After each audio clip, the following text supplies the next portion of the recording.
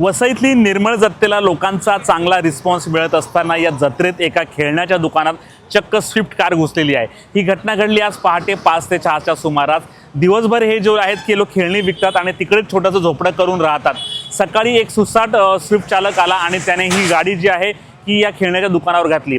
सुदैवाने यात कुठलीही जीवितहानी झाली नसली तरी संपूर्णपणे खेळण्याच्या दुकानाचं नुकसान झालेलं आहे। गेल्या 10 ते 15 दिवसांपासून ह्या निर्मळची जत्रा सुरू आहे आणि त्याच्यामुळे रस्त्यावर मोठ्या प्रमाणावर वाहतूक कोंडी होते आणि दोन्ही साइडून खेळण्याची दुकाने आहे। आणि आज सकाळच्या सुमारास MH31 EU 70T0 या क्रमांकाची जी आहे स्विफ्ट गाडी आली आणि ती सुसाट भुईगावच्या दिशेकडून आली आणि ती नालासोपाराच्या दिशेने जात होती। परंतु कोणाला काही कळायच्या आत असं काय झालं कळू शकलं नाही। ती खेळण्याच्या दुकानाच्या वर चढली आणि त्यावेळी गाडीमध्ये 3 जण होते। हे 3 जण दारू प्यालेले होते किंवा नशेमध्ये होते ते कळू शकले नाही। जोरदार धडक दिल्यानंतर हा गाडी चालक सध्या फरार झालेला आहे। तिकडच्या शिवसैनिकांनी त्याला मोठ्या प्रमाणात मदत केली। आता पोलीस या गाडी मालकाचा शोध घेतात आणि कधी अटक करतात हे देखील पाहावं लागणार आहे। HP साठी प्रवीण नलावडे, वसई। नमस्कार, जय महाराष्ट्र। मी अभिजित सांगळे, वसई विधानसभा समन्वयक। सकाळी निर्मळच्या जत्रेमध्ये जसं रोज रात्री इकडे दर वर्षी निर्मळची जत्रा भरली जाते तशीच निर्मळची जत्रा यंदाही भरली होती।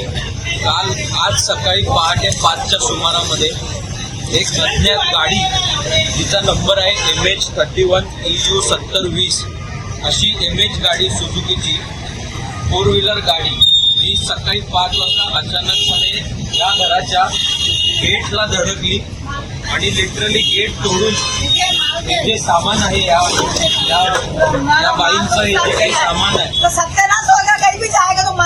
पूर्ण सामानाचं नुकसान केलं आणि त्याच्यातून काही इसम बाहेर पडले। एकूण 4 इसम होते, त्यातले काही इसम 2 का 3 इसम बाहेर आले।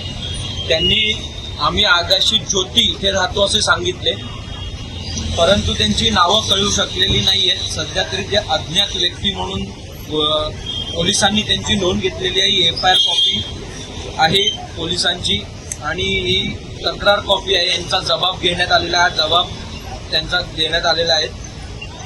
मी इथे पोलिसांना फक्त एवढंच, पोलीस उपनिरीक्षक सुनील चव्हाण साहेब, मी यांना फक्त एवढंच सांगू इच्छितो की लवकरात लवकर या गोष्टीचा शोध झाला पाहिजे।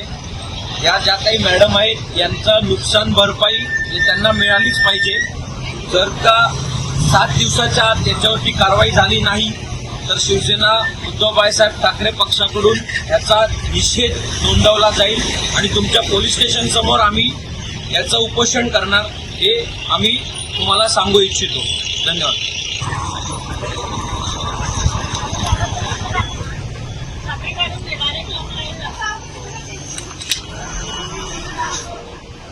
Sorry.